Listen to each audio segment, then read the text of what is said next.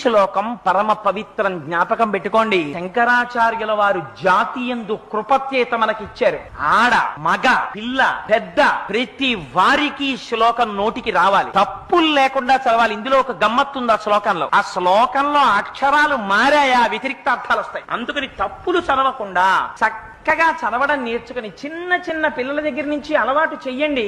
స్నానం చెయ్యగానే ఒక్కసారి అమ్మవారి దగ్గరికి వెళ్ళి ఆ కట్టుకున్న తువ్వాలతోటో అందులో బాలల భక్తికి అమ్మవారు పొంగిపోతుంది. కూర్చుని అమ్మా చరజ్యోత్స్నా సుక్తాం శశియుత జటాజూట మకుటాం వరత్రా సత్రాన స్ఫటిక ఘుటికా పుస్తకరాం సకృన్నత్వా కథమివ సతాం సన్నిదదతే మధుక్షీరద్రాక్షా మధురి మధురీణా ఫణితయః అని రోజు అది చదవడం నేర్పండి. మీరు 1,00,00,000 రూపాయలు ఇచ్చినప్పుడు మీ మనవడిని రక్షించుకున్న కన్నా ఈ ఒక్క శ్లోకాన్ని మీ మనవడికి మీరు నేర్పారా, వాడి జీవితాన్నంతటిని మీరు రక్షిస్తారు.